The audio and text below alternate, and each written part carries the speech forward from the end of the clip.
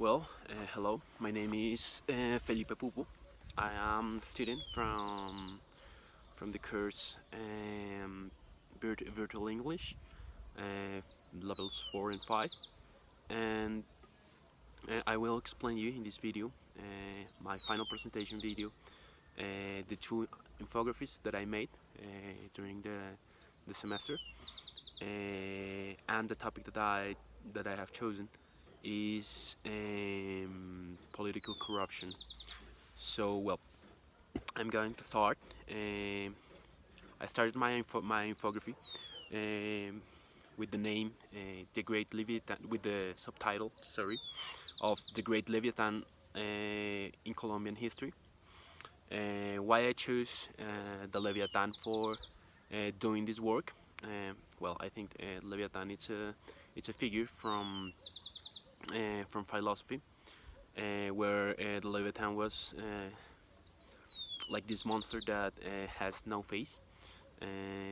It's a mythological monster, but it also represents in Hobbes' philosophy the absolute power and how power can be this faceless monster. And I kind of liked the analogy um, between this character and this illness that our society have have sorry. Um, so, introduction in the corruption in figures, I put it in contrast many different figures about corruption. The first of those are the corruption in cost, um, and we can see that corruption cost us 17 17,000 million US dollars per year. So it's a very large figure, but it is a number. So I put it like in other terms for explaining this number and to try to measure in our heads in more tangible rationalization this figure, this number. So I put it that this figure that I'm telling you that cost corruption per year in Colombia, it's the equivalent for like 40 uh, 40 times the cost of the Túnel de la Línea, which is by the way another corruption item in our recent history. So it's 40 times that. So it's a very big problem. Colombia is not a particularly rich country, so losing this amount of money is something unacceptable. But yet, every year we can see these figures are more or less very common, sadly. It represents the 5% of the Colombian PIB, and it took an approximate of 21% of the national budget.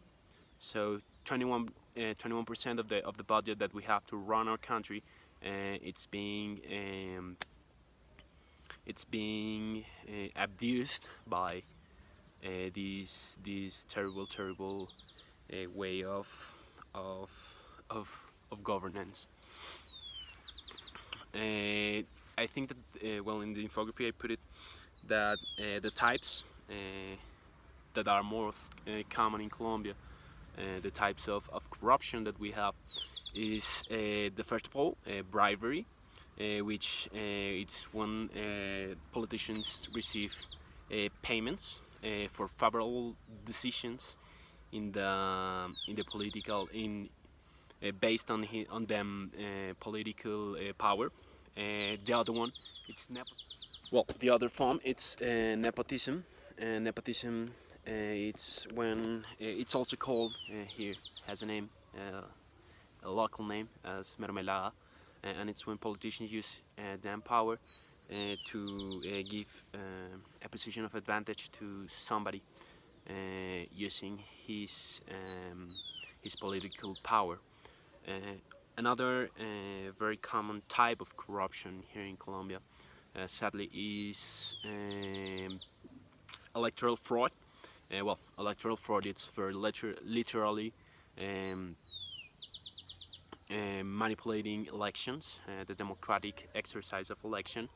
Here in Colombia, we have one example of it is trasteo de votos, which um, they start to move people and to move voters through different territories for manipulate elections, telling them to vote for a candidate, subscribing them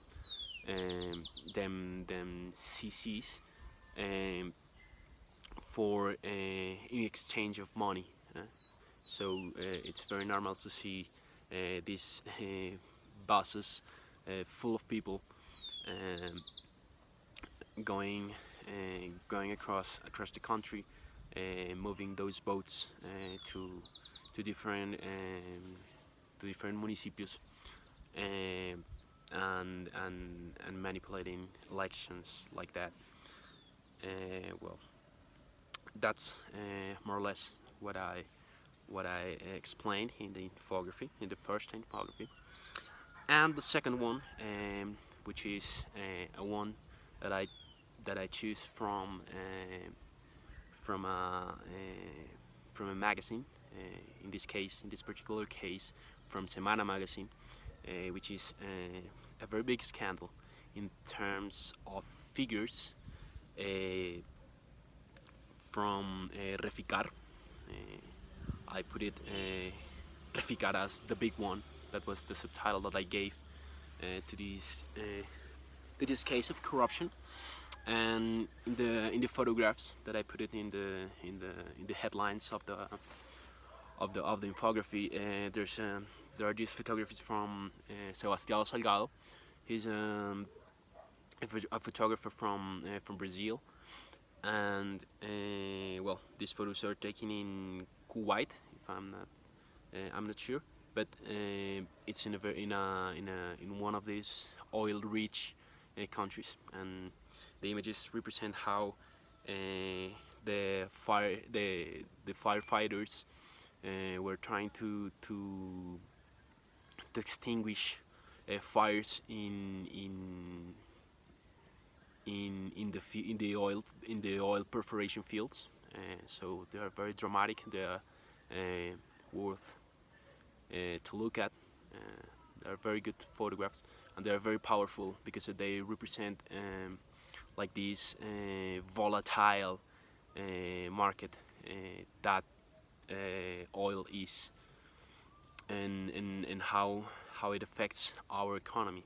So I thought that it was a good introduction for the particular case of Reficar, which was one of the I think that it's the biggest case in corruption here in Colombia. So the thing is that Reficar was an oil extraction facility that the government had this idea to build for processing oil that was produced in Colombia. So the particularities in those facilities are that they are very complex. They have huge investments, and in this context, in this very corrupt context,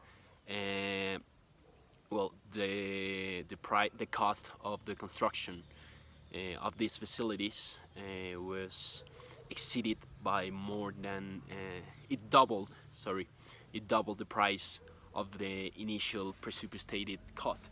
So it was already a very, very big inversion from the state. It was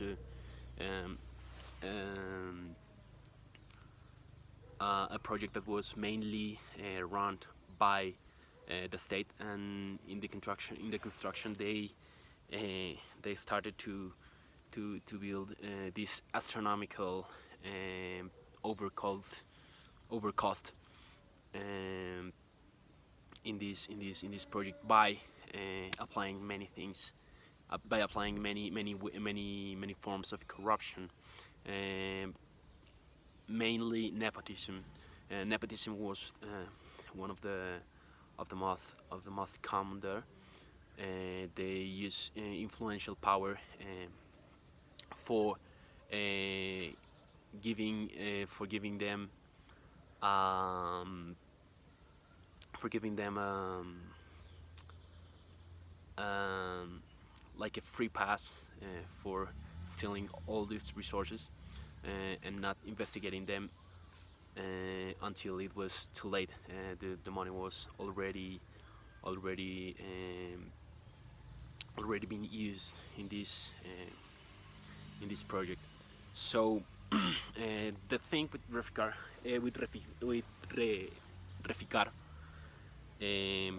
was the amount of money that they spend on it.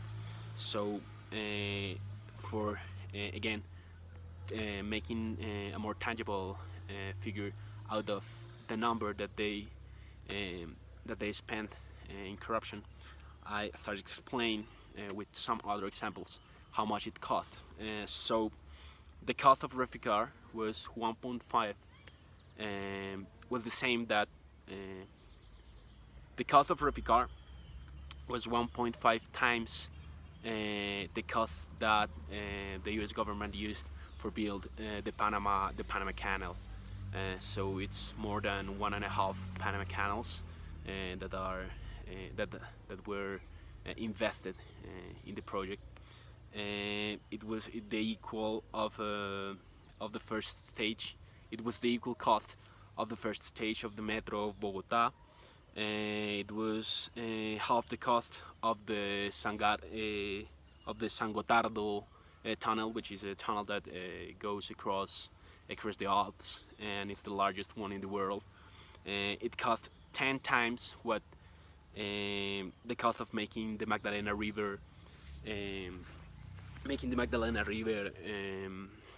sailable again, and it cost 6 times more than the enlargement of the El Dorado airport. So we're talking about a very huge number. Trying to explain a little bit the causes of that figure, we can see that the reasons that they told us were the reason for the overcost in the build of these facilities, were the rising price, some political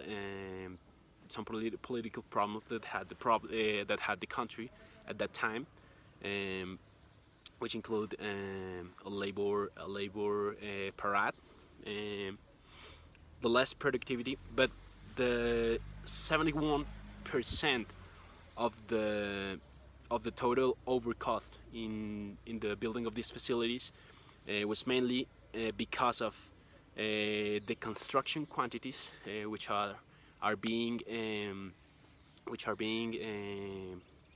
studied by the law, because they offered some construction quantities more than what was needed, and the cost of the delay of this facility for processing oil also costs almost 26% of the total cost, of the total overcost of the facility. So we're talking that 71% of the overcost, that was already a lot, was the reason of 71% of the overcost was mainly issues related with corruption. So that 71%, it's the figure of 2,856,000 million dollars. So it's a huge number. It's a number that it's very sad that here in Colombia, being a poor country, we're seeing this. So that's more or less it.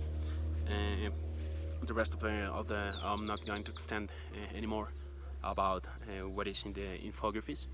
And thank you very much for listening, and goodbye.